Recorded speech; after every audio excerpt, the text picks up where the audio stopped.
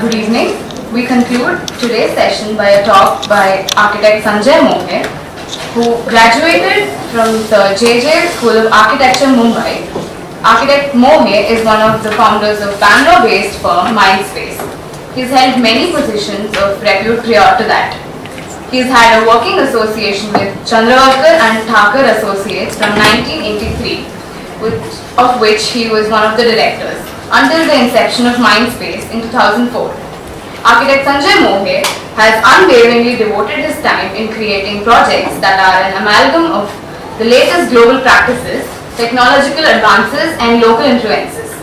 His work epitomizes the spirit seeking, spaces without boundaries and ideas without limits.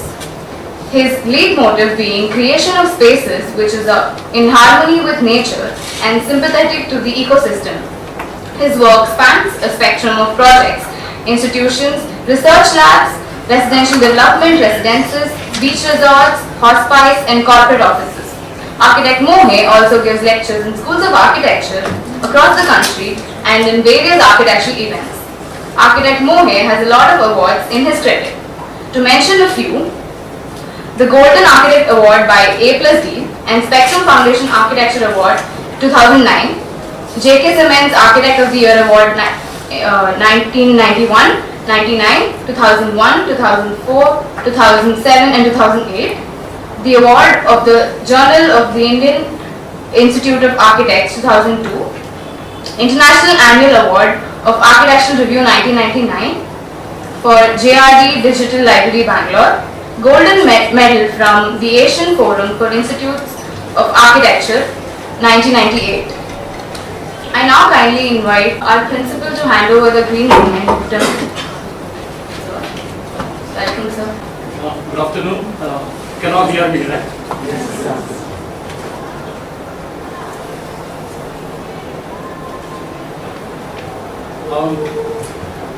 When I was asked to talk about spaces for children, I was quite excited because it's quite a unique topic. Though we have done a lot of schools, I haven't specifically thought about about the spaces, but it just happened spontaneously. So this was a nice chance to sort of sit down and analyze what those spaces means. Now this is one image from The Little Prince, which is quite a famous book. So it's about the story of this small boy, and somebody tells him that these are these anacondas, they swallow these big animals and then they rest for 6 months, and that's the time they take to digest them. And that image sort of stays with that boy, and he draws this thing on the top and he shows it to all the elders, and all the elders say that this is a hat. And this boy gets really puzzled. This is why they don't understand. Actually, this anaconda has swallowed an elephant and he's resting. So that's the image that this boy had. And he always says that why these elders can't communicate with me. Why they can't understand what I am trying to say. And that's always a dilemma, I think. Though all of us have gone through that, somewhere down the line we forget our childhood, and you start becoming sort of insensitive to certain things which these kids are. So it's that curiosity, that what you say, that childlike behavior, it's just that enthusiasm and curiosity. And that's why Picasso always said, every child is an artist. The problem is how to remain an artist once we grow up. And that's what the whole crux is. How do you preserve that quality of that innocence and inquisitiveness? Now, I was watching one of these National Geographic programs, and they were talking about this whole idea of hunter-gatherers.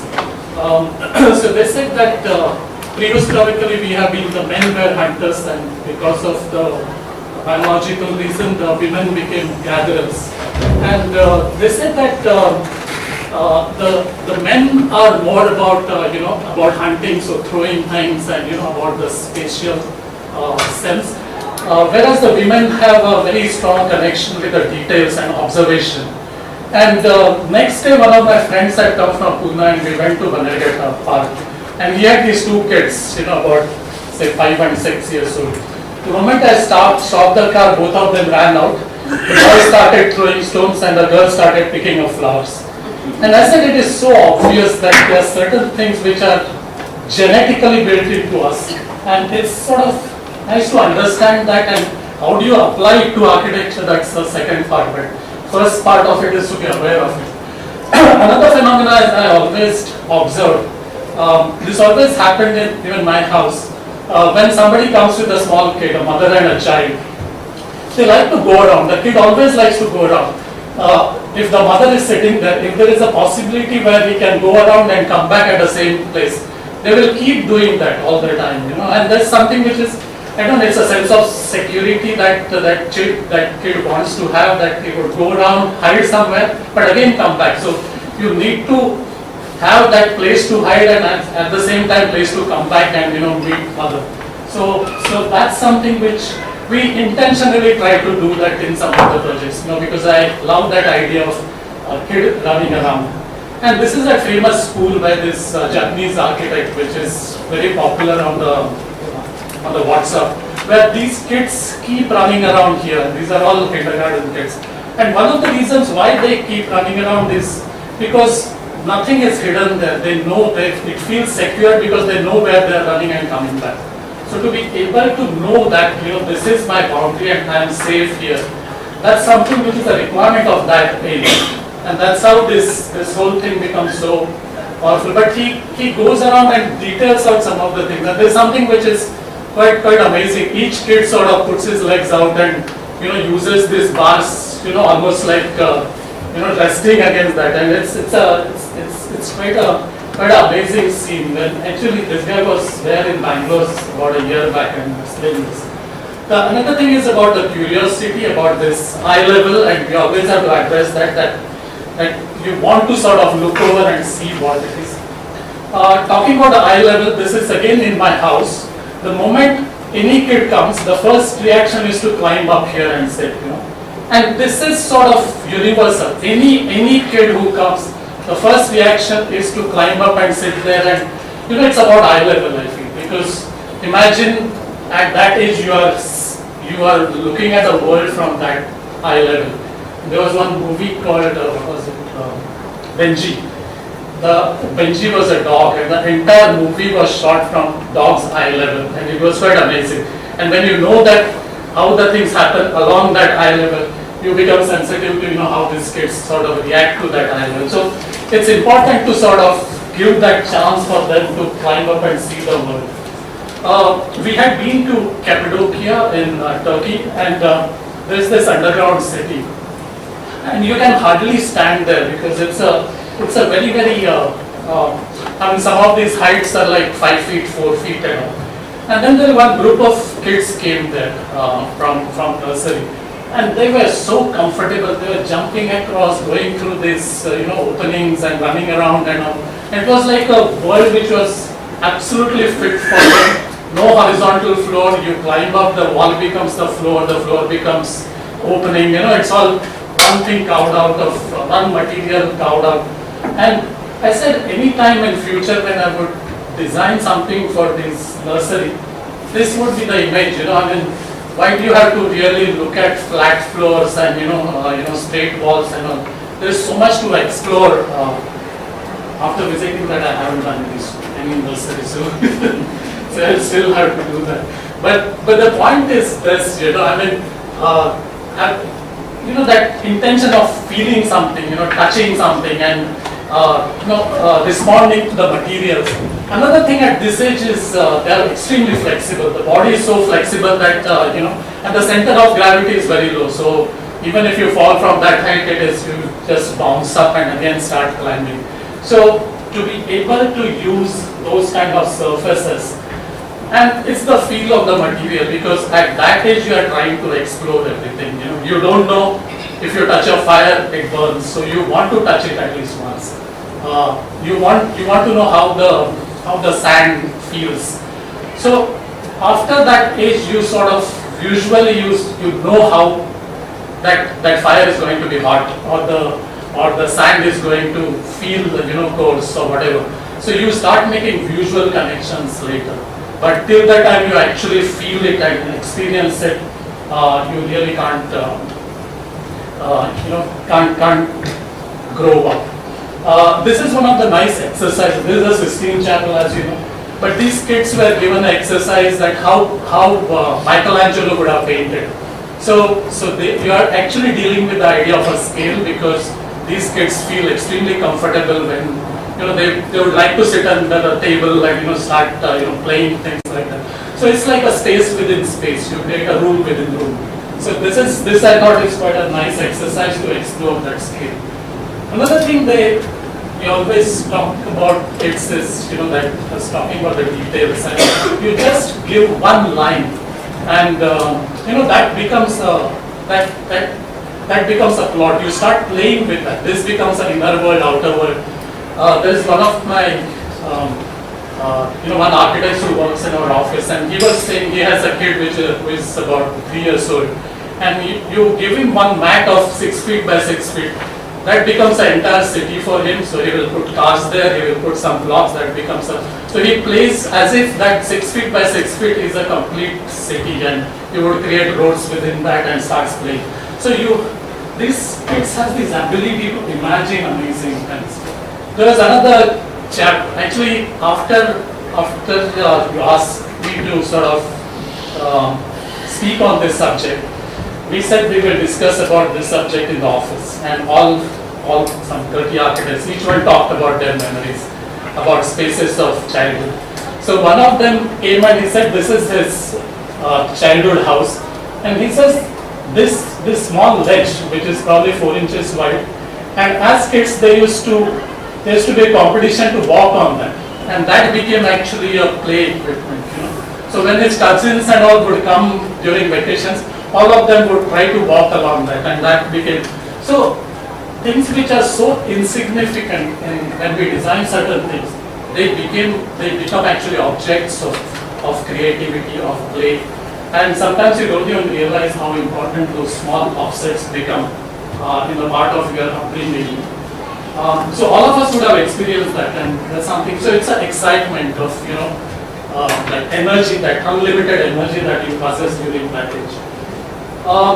Again, when we talked about this subject, almost everyone talked about it's not about the space, the school as such, but it's a journey to the school. And all of them remember the path which you take from your home to, and what things happened during that path. And some of them just took a bus, which was probably a boring thing, but a lot of them walked through certain streets, and they remember trees and collecting some of the flowers and stones on the way. And that whole journey towards the trees. Now this is a very famous example of what F.L. Wright did. This was a children's room in one of the houses he did. But he created these spaces, a space within a space, for the kids to bring down the scale, and then the small staircase which takes you to the loft. So scaling down and creating that small space within the larger space, that is quite important. Now there is a lot of these in which probably this might have been discussed in your earlier thing. But they say there are these 9 intelligences which every kid has, and all of us are born with one of these 9 intelligences. One is about a spatial thing, about the smartness in understanding nature, smartness in understanding music. Some of them are mathematical brains. Some of them are more, spiritual people. These are the most successful in the life, who are street smart people. What they say, you know how to talk, how to tackle others. There's somebody who are more into sports. Some people who talk well, linguistic smartness, and understanding others, intrapersonal. And so these are the 9 smartnesses that have been listed out. And they say that each one of us is born with at least one, or sometimes many more than one. And actually the responsibility of a teacher is to see how that is sort of taken to the next level, and how, because suddenly you will find some kids, they just take off, they would be very non-receptive to a lot of things, and something clicks and you'll find that person totally changing, just within few days or few months. And that's where that connection with one of these smartnesses happen, which you are born with, and then you start liking that. And once you like what you are doing, the whole world changes. So this is something I found it in the net, and it says what child does and what adult does. And there is this kind of being silly against being serious, and being imaginative and imagination against reality, innocence against ignorance, and things like that. So this we can go on listing out. But I started sort of listing out the differences in different age groups and how it kind of differs, and whether it would make a difference when you talk about architecture. Finally, we have to come back to how you sort of make use of this whole exercise in the architectural process. So in terms of this age group, which is a nursery, as I said, they like to feel the surface. You want to jump into this, whether it's a sand or these balls or whatever. You want to really climb up and see. Even it's important to fall. Unless you fall, nowadays there's so much emphasis on safety. That I sometimes I wonder whether we are creating a very weak next generation. One has to fall in order to get hurt and rise up again. There is some kind of when you see this, they cannot stand at one level. There would be that movement, and that's something which is that energy. That's something which is part of that age, and you have to sort of respond to that. If you ask them to keep quiet, they won't. So you make them to do things and try to learn through that. Again, feeling the object, feeling the sand and material, working with that, the flexibility of that. The relation between the child and the teacher, this is extremely intimate. Now see the expression of this and the expression of her. She has to exaggerate the expressions, and it's important that you exaggerate. And see the intensity with which this kid is. So that's closeness, it's like being almost, very close to each other, and that's the age where you have to have that kind of a connect to learn. The scale of the things, because you sit on the floor and you learn through that. So everything happens at that eye level. So this is one school which I have done for India, which is, that everything happens at, for an elder person it is something else, but for that eye level it is something else. As you grow up, the way you work starts changing. It becomes slightly, you start, instead of playing with the clay, you start, instead of playing with the sand, you start playing with these colors. The relationship with the teacher slightly changes. You're not too far, but you are sort of, So the expressive phase has changed here. You start liking to display what you are doing. So if a child has done something, a child wants to show it off. He wants teacher to appreciate it, for the parents to appreciate it, others to appreciate it. It's like, so the display becomes an extremely important element. The kind of games change. Again, that relationship sort of changes. Then you become aware of the spaces. Somehow I feel till the previous level, it's more about the details. It's not so much about the space, because when we were discussing with some 30 different architects, and each one said, when you look back at your childhood, I don't remember so much of a space of the thing. It's more about the details, how the things were, the play equipments, or how you climbed on the tree. You start remembering instances, but not so much space. But at this age, you start remembering spaces. And then the whole relationship starts changing, the games start changing. You start becoming more adventurous. You want to challenge the world. So you really want to take risks and prove that I can also do it. The way of the workshops, and you start doing things change. And the relationship with the teacher changes totally. So it's like a teacher and a student. Till you are younger, the teacher is more like a friend. So and your teacher could be friend here also, but I'm talking in very general. So looking at all these previous experiences, we started sort of putting down some of this.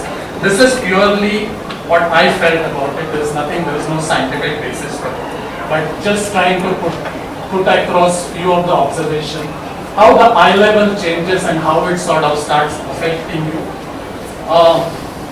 The space in reach changes, I feel, because your eye level is less.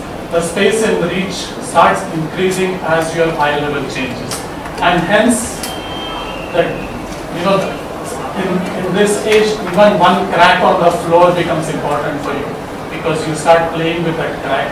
But here that crack is not, it doesn't bother you. It's about a larger space.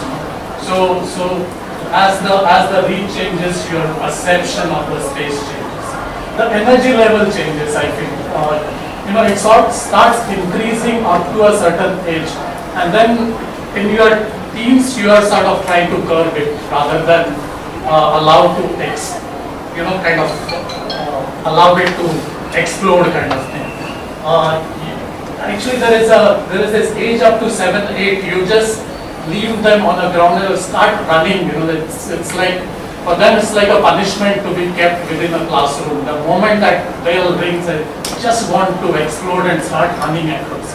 So that kind of energy, which sort of peaks up to that maybe 10 year when you are 9, 10, 11, and then you start controlling it more. And hence the way you play changes. The play equipment changes. So it starts with a smaller thing to it starts in a larger spaces. The relationship with the parents changes, drastically it changes. As I said in the initial stage, you want to come back to your mother, keep going round and round, and the mother is always in focus. The moment you're not seen for some time, and you start feeling uncomfortable about it. Actually, this reminds me of one video I had seen, and when you talk about the mother, there is this kid who is maybe about 4 or 5 months old, and he is made to sit in front of one TV screen, and they show mother's image there, and she is talking to this kid, and he starts listening to her and all, and then he wants to jump and want to go towards the mother and starts giggling and then they just change the voice. The image is same, everything is same, but the voice of the mother changes, and then he starts looking at it for a few minutes and then starts crying, frantically. So the thing is, for a child, the perception of mother is not only visual, it is the total. The touch matters, the sound matters, the smell matters, everything. I mean, even the kid who is sleeping, and other than mother, anybody else touches him, he would get up, he or she would get up. So that kind of a bonding or that link is so precious, so serene. That's something which is at its peak at this time. Then slowly it starts getting slightly different. Then you want your parents to watch you, but you don't want them to be close by. Then you want your parents to be little away, and and then at a point you want to be your own because here the hero is parent is a hero. Here the heroes become somebody else. You have your own idols. So that relationship changes. Even the curiosity, I think, changes, because as a kid you want to grab everything, put in the mouth, feel it, because everything is new. So unless you experience it, and as you sort of grow, your curiosity of questioning sort of reduces because you start taking things for granted. So here, parents as heroes, friends as heroes, and you have your own idols. So that again, that relationship changes. There is a kind of a spontaneity at this. You would just express it. If you give somebody a chocolate and that kid doesn't like it, he will just spit it, right? It won't bother whether you like that act or you don't like it, because that kid is so honest that she doesn't bother that, whether you are who you are, So that's a kind of a spontaneity of reaction. And then slowly you become analytical. And slowly as you grow, you become more and more analytical. Initially, the communication is only through the feelings, through the face expressions and all. And slowly as you start learning languages, your ability to express the feeling through facial expressions start reducing, I feel. So here you are really expressive about, you communicate everything through the feelings, and you start communicating through languages, and you start becoming more diplomatic in the process. So this is what a different expression at that age. And then in the school, those who are mothers here would know that they have to fill out the charts and all. So this is something which every school has started doing it now. But the last thing is about the excitement of the colors, and as you grow, you're probably, and the worst thing is after that when you become architect, you start liking only gray and black and exposed only. That's the further. But at that age, that this is my color and this is your color, and all, there's so much of excitement in just using the color or using this light which would come into the thing. Just to sort of explain how you sort of interpret these ideas when you do certain projects. Now this was a simple thing when we were doing a house, and this is a master bedroom, and they had a kid, Vaishnavi, who was, that time she was some 3 years or 4 years old, and they wanted to have a connection from the bedroom to her bedroom, and this is what they wanted. This kind of a link was extremely important when she was young, but as she grew up, they had to block that off, and then she wanted that privacy of her own. So we had this bridge, but eventually this was blocked, because once she grew up, she didn't want them to come at her. So this is how that whole process of growing up happens, and this is how you sort of respond to architectural ideas and all. Now, I'll show you some, I think about 4 projects or 5 projects, but I'll just concentrate more on the ideas rather than trying to sort of get into the details of it. Now, this is a kindergarten which we had done. We were when I joined CNT, and that time this what was it? This Aditi Malya school. That school was happening, and this Maharaja agreed to give one of these. It was a shared kind of a thing, outhouse, as a nursery school, and I had gone there to see that school where this Aditi school was supposed, Aditi Malya school was supposed to have started. And it had this sloping roof with a veranda coming down. And this roof was coming down almost to about 5 feet level. And the roof would, you had this triangular kind of a thing to enter. And I thought, what a perfect, building for the children, because this roof was coming down. You can almost touch the thing. But so the kids would also be comfortable. At the same time, for the elders, that roof was going up. So when you walk up here, elders are also comfortable. So it was dealing with the scales of dealing with, very small height kids, small scale, at the same time, dealing with the grown-ups also. And that's always a dilemma for us. How do you really deal with both the scales and make both of them comfortable when you are actually dealing with this kindergarten? So based on this idea, we started developing some sections, and I thought if this roof comes down further, and if you can actually walk onto the surface of the skin of the structure itself, that would even be more fun. So access to the roof, you have a space within space, which I have been talking about, and then you increase the scale for the space as well.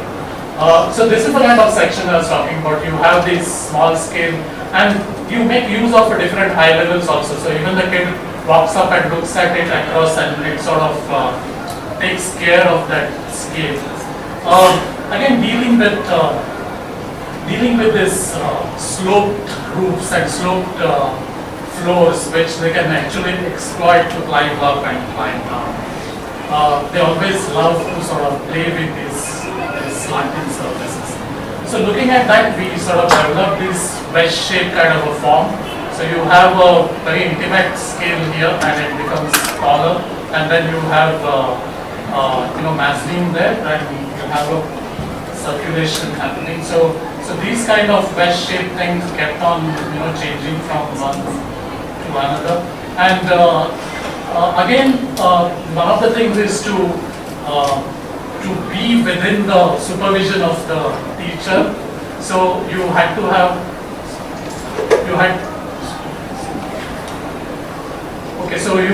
these courtyards which is kind of controlled. So based on that, we started developing this entire form and connecting it across. And these were the models. And so as you see, you can actually walk up from anywhere and climb onto and there are some slides to slide down, and still you have these controlled courtyards kind of thing. But for us, this light was very important. Trying to take that light into the space. And if you remember, all of us would have played with that ray of light which comes into the space.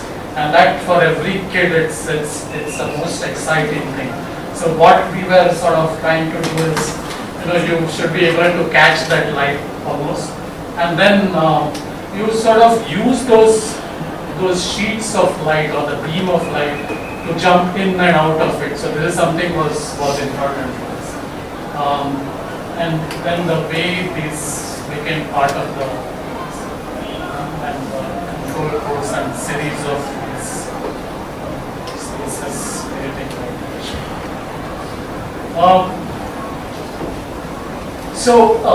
When I feel doing nursery is comparatively easy, may not be easy, but there are a lot of fun you can have because you are very, very sure about what scale you are dealing with, what kind of energy you are dealing with. But when it comes to dealing with primary, secondary and middle school and all that, you need to have variety of spaces because you are not dealing with only certain eye level. It's something which would change.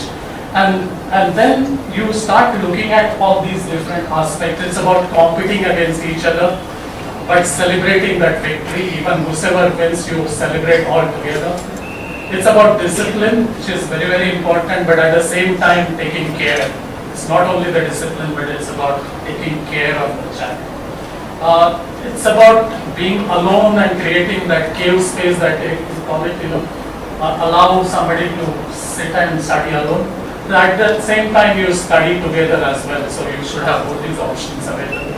It's an individual teaching against collective teaching. It's about the lower scale against a higher scale. And it's about emotions. I think this is something which we carry throughout, and this friendship lasts for throughout your life. And with the WhatsApp now, you have all these groups which you connect with all your childhood friends. So this is between the friends, and this is between mother and child. And this I find extremely touching. Whenever I see this, when they leave the child in the school and then pick them up, and this kind of emotional bond is something. So when you design a school and spaces for children, you have to sort of be aware of all these things. And finally, the energy, this amazing energy, which collective energy. So we were doing this school, Srinidhi International School, which is in Hyderabad, and we created this entire spine, and we created different clusters for different age groups, starting from nursery to primary to the middle and to the secondary, and then there is a dining hall here, hostels here, but this spine which goes across, as on the right side we have a learning space which is more quieter, more meditative. On the right side is more energetic. Sorry, the right side is a learning space. On the left side is more energetic space where you have sports, assembly spaces, and and there is a laboratory also here.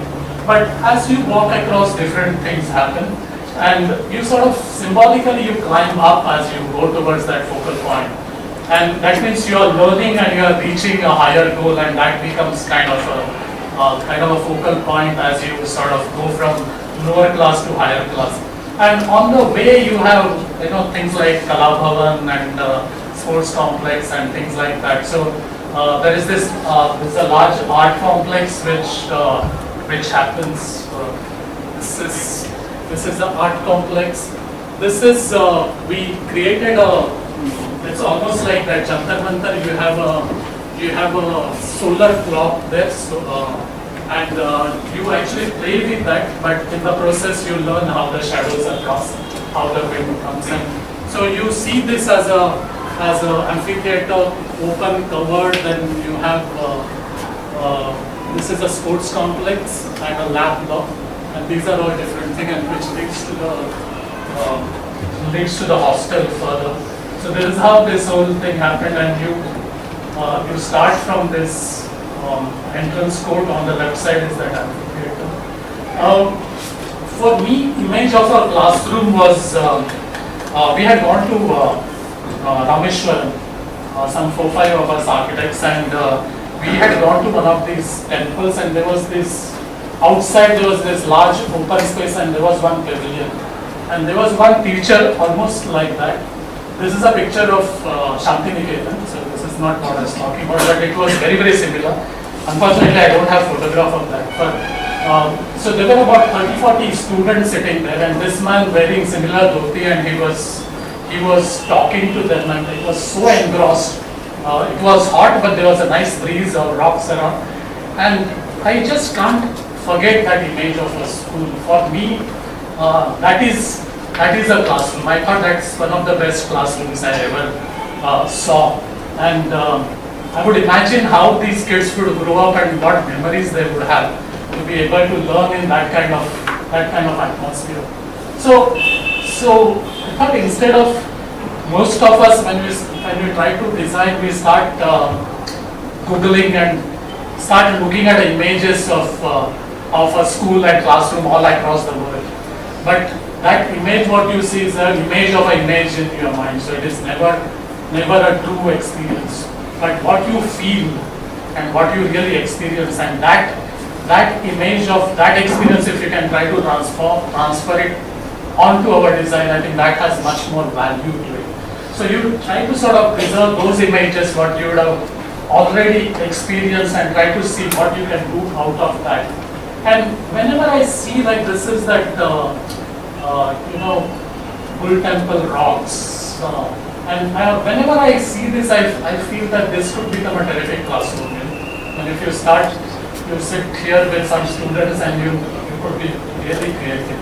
Or this is Kabban Park, and there are these bamboos, what you see. I always felt that this could also become a nice classroom. So actually, I think it's about interpreting, not just challenging that whole cube where you put students and imagine that they would learn the whole transfer of knowledge would happen in that one rectangular kind of a space. So we started sort of working on that idea of what Rameshwaram pavilion I was talking about. So said we'll put a pavilion and have it with the trees around, but that would have become too difficult. So you have the option of experiencing the classroom, which is like a pavilion. One of the things is when in this corridor, when the outsiders move around, all the students turn back, and there's a lot of disturbance. Now, in this case, since this is a higher wall, any amount of noise done here, the kids inside don't get disturbed. So we started working with that and developed this whole cluster. This was for a particular age group. So as you move from one age group to another, the scale slightly changes. But so you have this, which is a common courtyard for all of them. But you have your personal court, and then from here you can actually walk out onto the larger thing. So this is the section. What I was talking about is this space. This could be very noisy, but it doesn't affect the classroom here. And so this is how it sort of grew up. And from that court you come out onto the larger. This is how the classroom looks like. And you have a choice of sitting within the classroom or sitting in the courtyard or sitting under a tree. So it just offered you different options of taking the students and working with them in a right situation. And then all of them can sort of get together this specific place for doctors and functional things like that. This is Kala Bhavan where they are taught music, Indian classical, Western classical, and the work with clay and things like that. The hostel, which is again something which becomes an important thing, especially different age groups. And also here what we had a lot of discussions with some of these principals of doing school and things like that. And most of them said is, they call it a house. Each of this unit is called as one house, and then as you grow up, each student they belong to a house. So they have a kind of very strong connection because I come from that house kind of thing. And there is always one teacher who is connected with that house. So we were dealing with this person called Prasad, and he was giving us all the input. And he said that for him this space is almost like a living room of a house. And whenever after the dinner, he and his wife and even his family members would come here. They would know each kid by name, and they would discuss about the politics, probably sports or anything. They will read newspaper here. And he says this learning is as important as the learning in the classroom, and this is extremely important part of it. And he said that even if one of the student is not well, sitting here I should be able to see that person. So we developed this section in such a way that from here, this is not working properly. So sitting here, you can actually see all the levels. So you have 3 levels here, 3 levels there, and a shower and a washing area below. So you have these 3 platforms where and from every level you have a connection with that so-called living room space. And then in addition to the housemaster, you have these 4 places. There are about 20 students, 20 to 25 in each of this wing.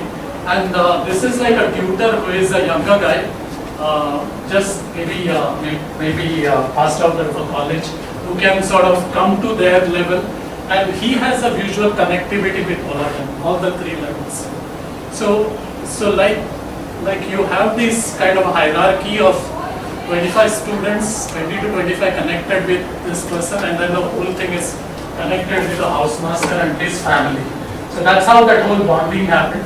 And you have a space for this each person, and this school works where you come from Monday to Friday, stay in the hostel, and Friday night, Saturday night, Sunday night you spend with parents. Monday morning you come back again. And so you spend quality time with parents when you are free, and then there is extensive studies happen during the day. So each one of them have this bed, study table, and we did in such a way that you need to have privacy, but not too much of a privacy. So when you stand here, you can look across the world. So that was sort of taken care of, and each one has a small, that ceiling fan, that railway bogie, you have that small fan, that kind of, and a place for his bag when you take place for shoes, everything was kind of there. This is that living room what I was talking about, where they keep rearranging, they play, they watch TV, they read newspaper. Second school, this is in Nasik, and Nasik has a very strong historical presence. So these are these ghats where the Kumbh Mela happens. So it's a very, very energetic kind of a space, and there are a lot of these houses along that water tank. So a lot of these kind of steps which keep going across, and then these guys wanted a school which is of international standard, and we visited this school in Mumbai, which is called American International School. And this is one of the most sophisticated schools I have ever seen, where the classrooms are like that. The play area is like that. There are some of these beds and they just lie around and work. So it's a very, they have totally redefined the way the schooling would happen. But somehow I thought it's a Western model because this is something which happens in an air-conditioned space. Most of them are foreigners and fees was into some 25 lakhs or something. So this is something which is, I said, how do we really Indianize this? So this was a plan. They don't have a specific classroom as such. Spaces flow into each other. They keep opening it, closing it, depending on the way they. And that's the way I think that whole classrooms would get redefined. Even the stools are such that they don't have a flat base. It is like slightly curving. So dealing with this sloped roofs and sloped floors, which they can actually exploit to climb up and climb down. They always love to sort of play with these slanting surfaces. So looking at that, we sort of develop this wedge-shaped kind of a form. So you have a very intimate scale here, and it becomes taller, and then you have mass beam there, and you have a circulation happening. So these kind of wedge-shaped things kept on changing from one to another. And again, one of the things is to be within the supervision of the teacher. So you had to have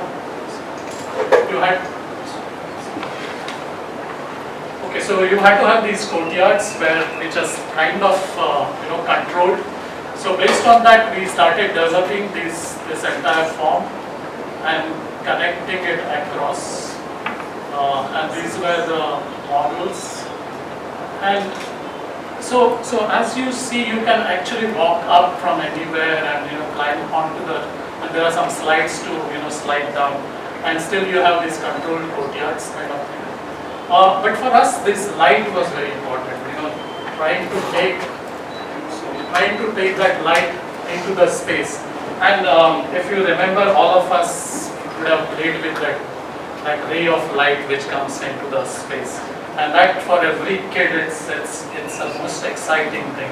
So what we were sort of trying to do is, you should be able to catch that light almost, and then you sort of use those sheets of light or the beam of light to jump in and out of it. So this is something was important for us. And then the way these became part of the control codes and series of these spaces creating that tension.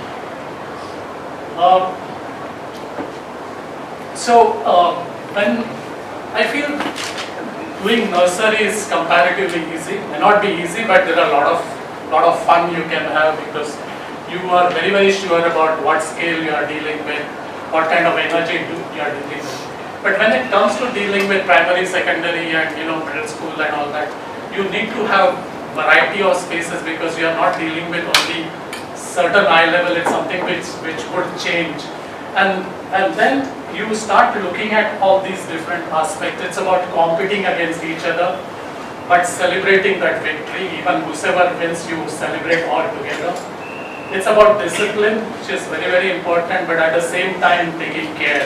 It's not only the discipline, but it's about taking care of the child. It's about being alone and creating that cave space that we call it, allow somebody to sit and study alone. At the same time, you study together as well, so you should have both these options available. It's an individual teaching against collective teaching.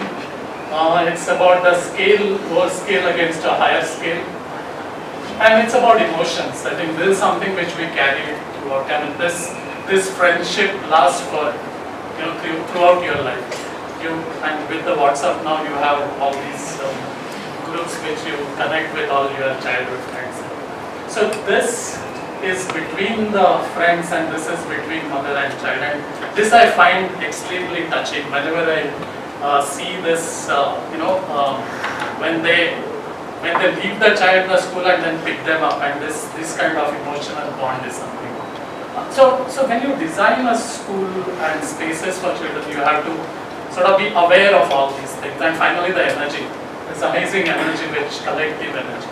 So we were doing this, this school, Sridhar International School, which is in Hyderabad, and we created this entire spine, and we created different clusters for different age groups, starting from nursery to primary to the middle and to the secondary.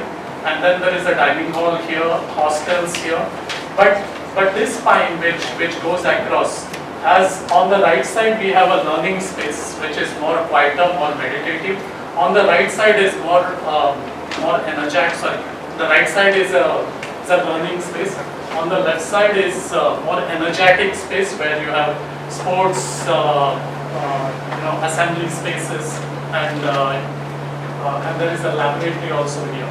But as you walk across, different things happen, and you sort of symbolically you climb up as you go towards that focal point, and that means you are learning and you are reaching a higher goal, and that becomes kind of a focal point as you sort of go from lower class to higher class. And on the way you have things like Kala Bhavan and sports complex and things like that. So there is this there's a large art complex which happens.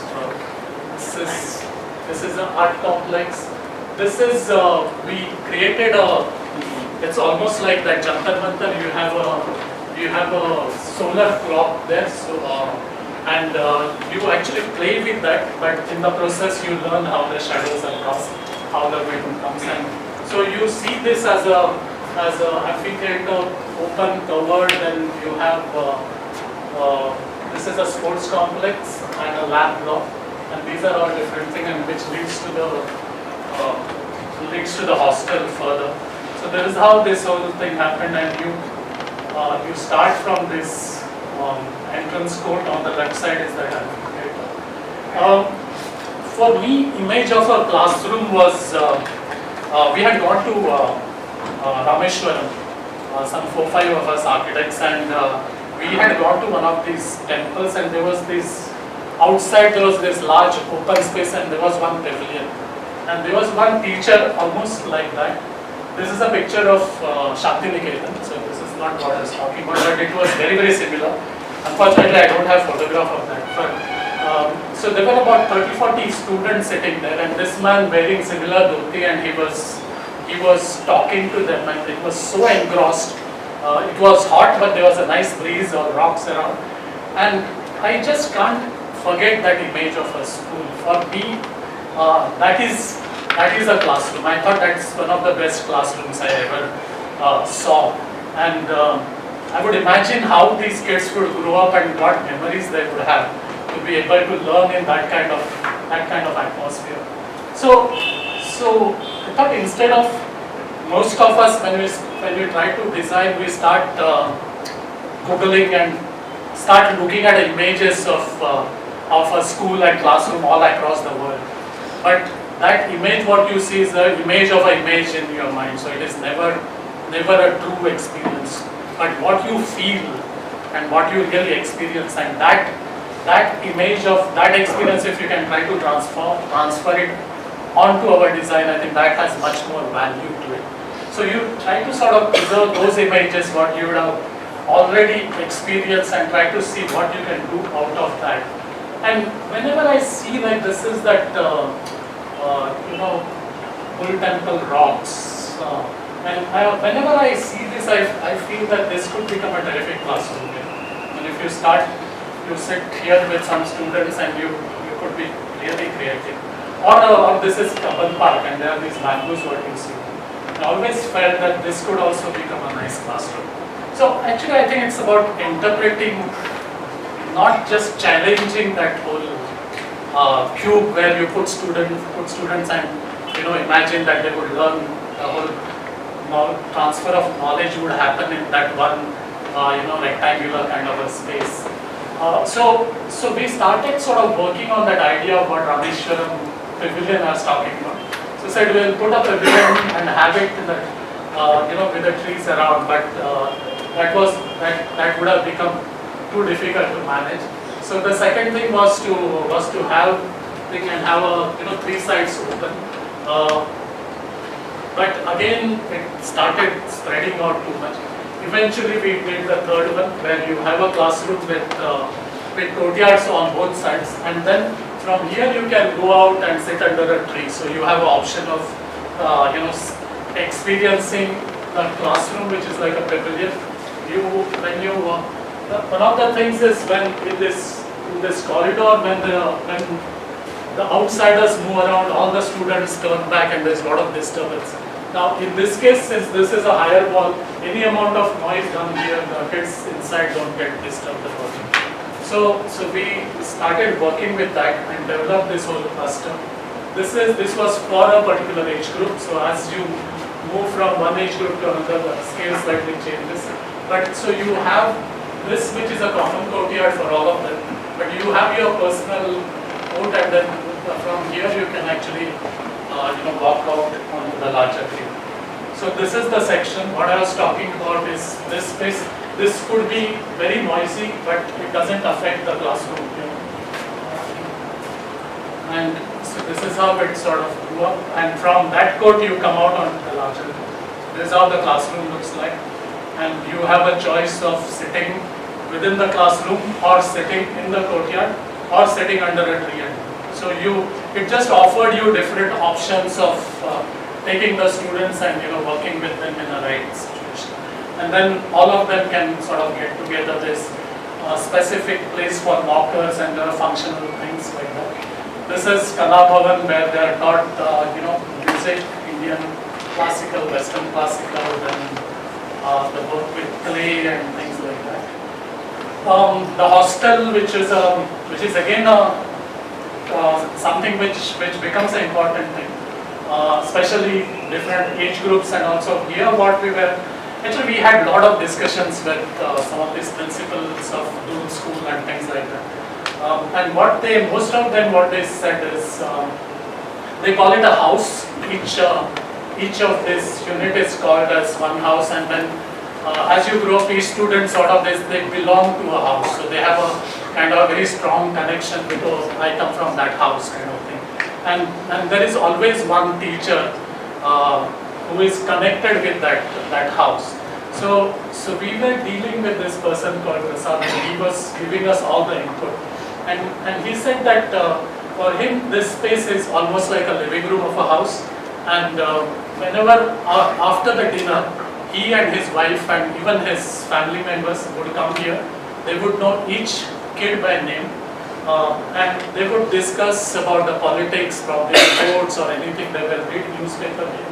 And he says this learning is as important as the learning in the classroom, and this is extremely important part of it. And he said that even if one of the student is not well, sitting here I should be able to see that person. So we developed this section in such a way that from here, this is not working properly. So sitting here, you can actually see all the levels. So you have 3 levels here, 3 levels there, and a shower and a washing area below. So you have these 3 platforms where and from every level you have a connection with that so-called living room space. And then in addition to the housemaster, you have these 4 places. There are about 20 students, 20 to 25 each of this wing. And this is like a tutor who is a younger guy, just maybe passed out of a college, who can sort of come to their level. And he has a visual connectivity with all of them, all the 3 levels. So like you have this kind of hierarchy of 25 students, 20 to 25 connected with this person, and then the whole thing is connected with the housemaster and his family. So that's how that whole bonding happened. And you have a space for this each person, and this school works where you come from Monday to Friday, stay in the hostel, and Friday night, Saturday night, Sunday night you spend with parents. Monday morning you come back again. And so you spend quality time with parents when you are free, and then there is extensive studies happen during the day. So each one of them have this bed, study table, and we did in such a way that you need to have privacy, but not too much of a privacy. So when you stand here, you can look across the work. So that was sort of taken care of. and each one has a small, that ceiling fan, that railway bogie, you have that small fan, that kind of, and a place for his bag when you take, place for shoes, everything was kind of worked out. This is that living room what I was talking about, where they keep rearranging, they play, they watch TV, they read newspaper. Second school, this is in Nasik, and Nasik has a very strong historical presence. So these has these ghats where the Kumbh Mela happens. So it's a very, very energetic kind of a space, and there are a lot of these houses along that water tank. So a lot of these kind of steps which keep going across, and then these guys wanted a school which is of international standard, and we visited this school in Mumbai, which is called American International School.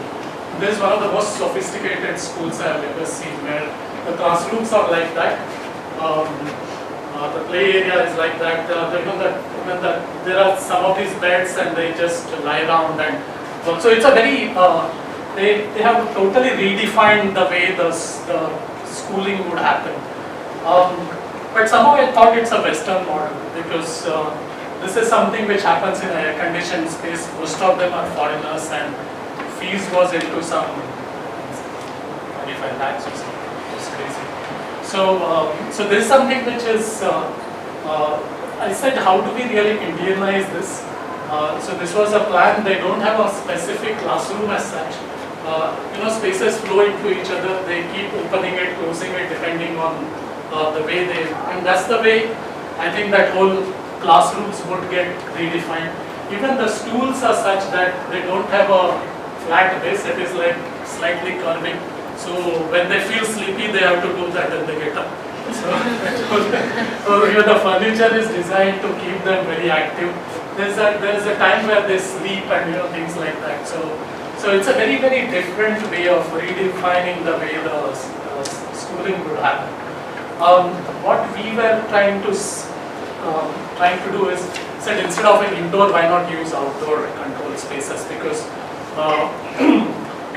place like Bengaluru, I mean, we use outdoor spaces all the time, but even Nasik has a very nice climate. So, and during summer anyway, the school is closed, so you can really use these semi-open spaces and create that. Actually, the requirement, even in terms of transportation, varies from different age groups. When it comes to the smallest kids, the parents want them to be dropped as close to the classroom as possible.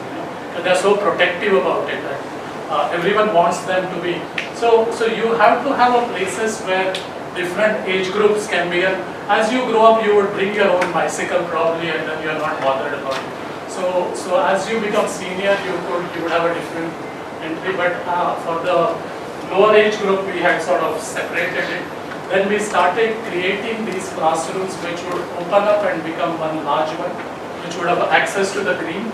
So you have this growing kind of a thing with access to the green area. And as you grow up, we developed a section that even when you go up, you would have these outdoor spaces as a play area. And the same kind of section grew up as you went up. So this is how we just called it as a playground, these ghats are happening throughout Nasik. So we created this kind of a ghat which is actually a gallery for the games, and then these different levels which happen. So there are some of these things which are, this Nasik is known for, there's something called Panchavati where there's these 5 Bodhi trees are there. Kumbh Mela which happens, there's a lot of presence of Peshwas. Then there is something Rahat which is during that Ranga Panchami time, they all get together and create colors out of flowers. They collect flowers, then heat them up and then make them. And then about the future. So all these references were kind of imbibed into the plan. And we said that these kids should be aware of their past history, and you should have kind of a respect for the past, and only then you become a kind of a complete human being. It's not about copying from the West, but be aware of yourself. And then each of these accesses kind of lead into some of these symbolic things. And on the way here, you have inscriptions of history and all written, and paintings sort of done. So on that basis, we created these sections where each different age group occupy different levels. So you see at every level you get this open to sky space. Every classroom opens out into the courtyard. In this case it happens on the side. In this case it happens on the side, where it happens in front. So you keep staggering it. And then this is how that whole facade, then you come into the central space. And this is what. So we started using this different then this is their symbol of their school, together to learn.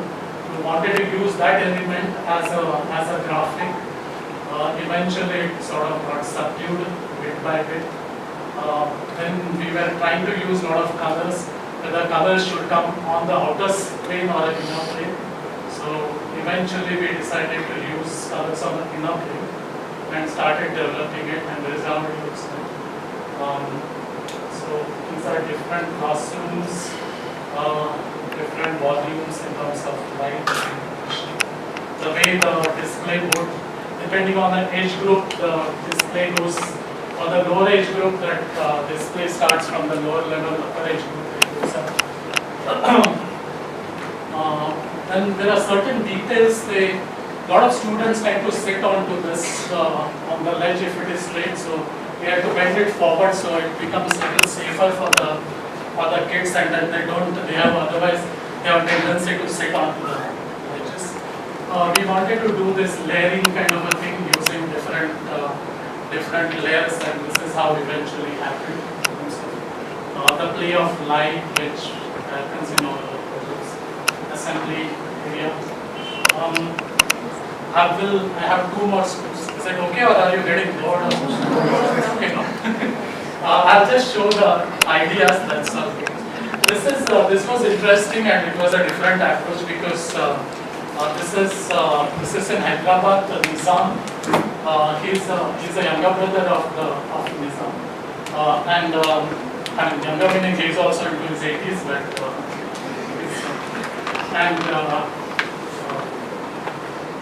this princess scene is from Ottoman family, from Turkey, and she's also very highly educated kind of a person.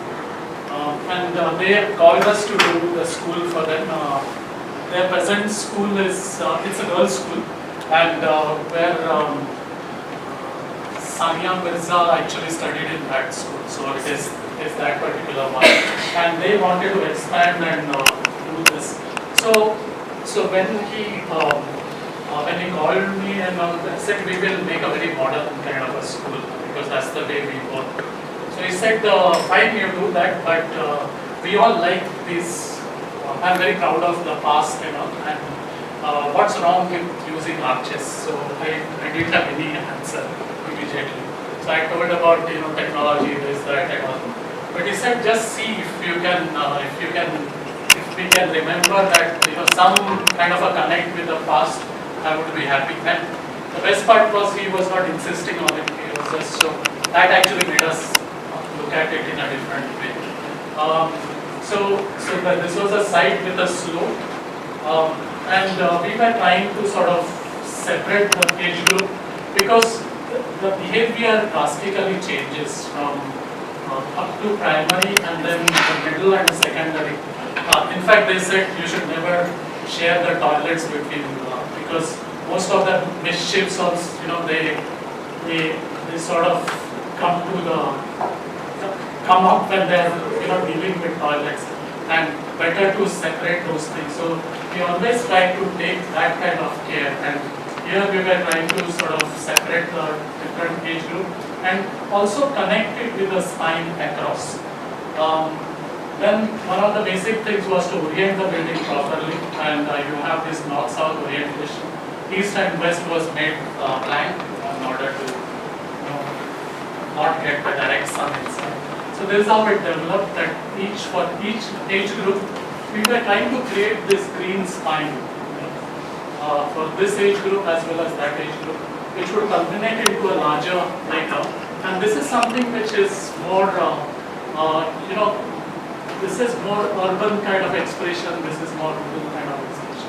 I mean, this is in a very simplistic term. But this is a paved area, whereas this is all green, which culminates into the playground. And then we were trying to study, how they have their present, it is called Purani Haveli in Hyderabad, which is one of those old palaces where the school is kind of, school also happens. And there are a lot of things which can learn from the way that shade happens. We were trying to open it up at the lower level and introduce water as well.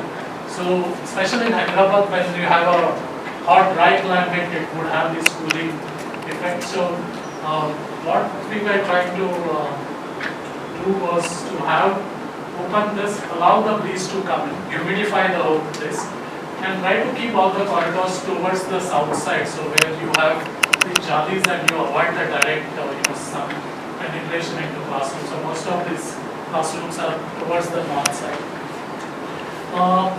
This is Alhambra, and you see that the way the water is used there is quite incredible.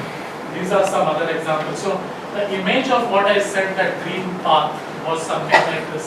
So over the years you will have these trees with these water bodies and few of these small, waterways which will humidify the place. And then you would have these kind of water bowls at few places. Now, coming back to this whole idea of aesthetics, of connecting it with the past. Actually, in Islam they use a lot of pure geometry. So whether it's a pure cube or pure circle or a tower. So we sort of combined it to traditionally make one symbol. And this is from the past. And this symbol is of observatory, is from the future. And we were trying to combine those two things to bring out something which would be the combination of the past and the future. And so we were trying to, because this Princess Essene, she comes from this Ottoman family, she would connect with all these Blue Mosque and Santa Sofia and all. So the sphere of that and sphere of that, and if you cut it and create a form and put you sort of. Another thing about this is Isfahan, where you have these pure geometry, but the way that geometry interconnects, it creates so many interesting transitions. And this I love absolutely. Right from last 20 years, this particular plan is always in my drawer. So whenever I get bored, I look at it. So you have this perfect geometry, but the way it turns in and connects with other geometry. And if you start looking at this Isfahan plan, you will find so many solutions, because it looks very, very kind of disoriented, but there is a perfect geometry inlaid somewhere within that. So I wanted to sort of make use of that, the way it sort of shown there.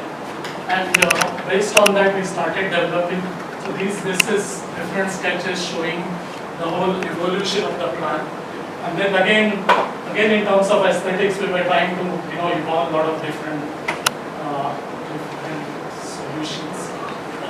This is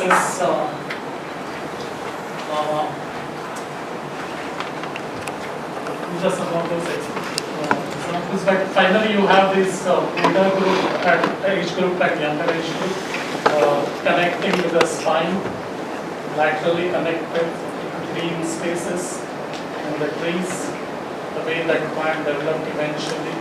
This is the central spine, which is more paved and all. And then you have green parts, which is water. These you can walk. And we started working. This was one of these first alternative of creating that with that cut. Then we cut it even more, made it more abstract, made it even more abstract. So just when you move from certain angle, this looks like arch, but actually it's not arch. and then the way it would get lit up in the night. So we did a lot of, this is still gone for sanction. I don't know when it will get sanctioned, but that's where it is. And the last one, this is for the grade group, which is happening in Bengaluru. They have this project called Orchards, and they have a lot of play areas all around, and this is what was given to us, which had a lot of trees, existing trees, and when they started, when we started working on it, one of these engineers came and said, "Shall I cut all the trees? I'll start." So I said, "Please don't do that. We will try to preserve as many as possible." We couldn't preserve all, but we preserved almost like probably 75–80% of the trees and worked around that. So, so this was a site, as you see, there is this road here, and this area is more dense. And again, we wanted to open it at a lower level. So when you are at a lower level, you just see trees and make a complete transparency at that level. So you have a noisier kind of a place which is kept outside. There's a buffer zone here, and then this becomes a more silent zone with a lot of trees and leaves. So and then within this we were trying to create a lot of activities, and we started sort of listing out what could happen using these mango trees.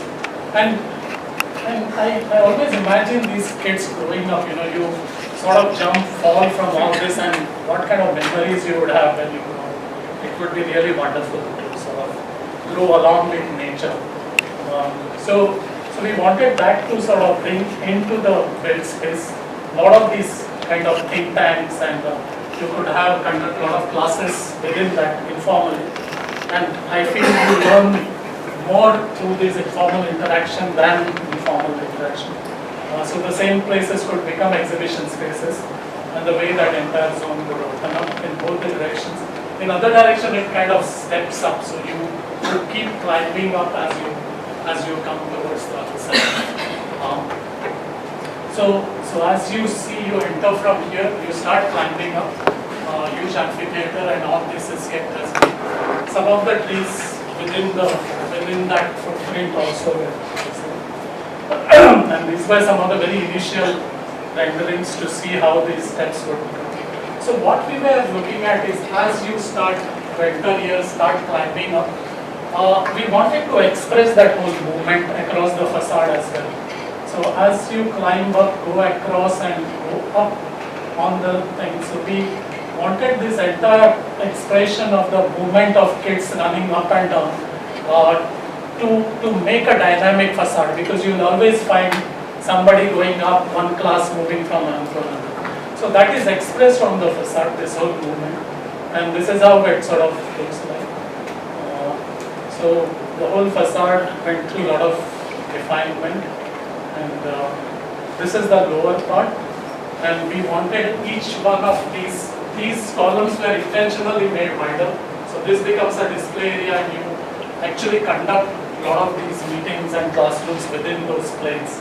And as you see, some of these trees are again within this. And I'm sure these will survive, because we have done it in many other projects where most of these landscape architects were used to always, oh, this is your tree which you are going to save, but after 20 years those trees are still there. So I bring them and say, see, they are still there. So I'm sure these will survive. And again, this amphitheater which I showed, this is not yet complete. It is just getting complete, but I'm very excited about this project. And all of us are, whichever project you work on, we are excited about. So you feel very passionate about it. So this is still not complete, but I wanted to show, because you can imagine kids, hanging on to those branches and falling from there, and what fun. So this is the spine. We are trying to keep the lower part exposed concrete.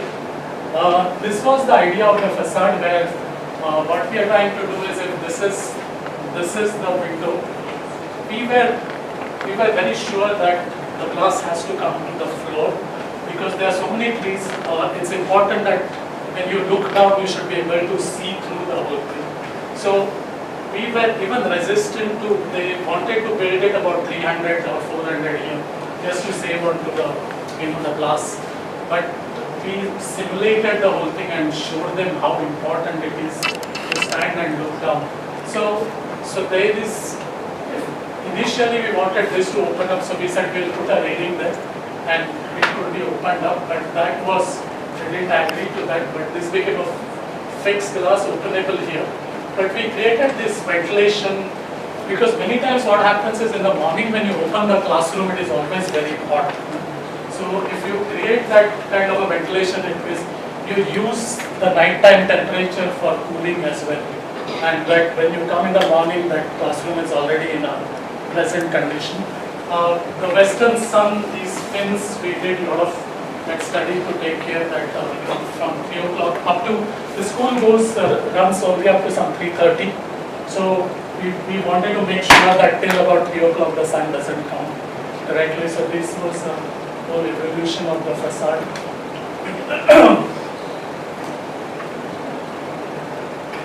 And this is how it looks like. This is the actual picture. Partly it is done, partly it is still, and the quality of exposed concrete is good. So to end the thing, I was again watching one of these TED Talks where, is it a TED Talk or something else? I don't know. But this equipment, which is MRI equipment, and this is the person who designed it. He said, I feel so bad when these kids are brought in there, they don't want to get into that, they get very scared about it, and they have to be sedated most of the time, and he says that's the worst thing I want to do. So can you do something where they willingly want to get into it without getting forced into it? So he designed it as a game of pirate. So they are all told the whole story that there is a pirate, you are on the ship and you have to hide. If you don't hide, you shouldn't move for next 20 minutes, otherwise that pirate is going to catch you. So they actually get into it and they love doing that. I thought that's an amazing interpretation of how you can convert, because at that age there is amazing power of imagining things, and they're always imagining. So, and many times I felt that when these kids sit in this school van for sometimes half an hour, sometimes 1 hour, can't you design a school van something like that pirate thing, or does it have to have normal seats? Can't it be something undulating floor where you play, watch something, learn something? So that half an hour or 45 minutes what you travel in the thing becomes so important part of your life that you will never forget it. You want to travel through that. So one has to sort of redesign, rethink, reinterpret. Every kid likes to draw onto the wall, and irrespective of, they just love scratching and putting. So if you actually allow them to, reinterpret that whole thing, or reinterpret it further and allow that energy to be used somewhere else, it is much nicer. Or using with colors, having dance in the open pavilions, or the same that assembly area becomes a eating place. So it's about reinterpreting it. And another thing which there are, when we meet some of these clients, and when we are doing one school, one of these principal, she said that I want to watch the entire school standing at one place. I don't want any hidden corners, because and then there should be cameras, and they should be always under surveillance. They should know that because there were certain things which were happening in last few, there's so much in media that the kids, things getting misused and all. So it's more of a protective thing about being watched. And then we went to Rishi Valley, and Rishi Valley is a totally different approach to learning and teaching. And there is no surveillance at all. There is a total faith on every kid. They are allowed to go into that forest. It is all full of trees, nobody watching them, and they believe in each other. And that's a diametrically opposite thinking of these two approaches. And I don't know which is right. I mean, as teachers probably you would know it better, but I certainly believe that the later is a much better way of teaching and learning both.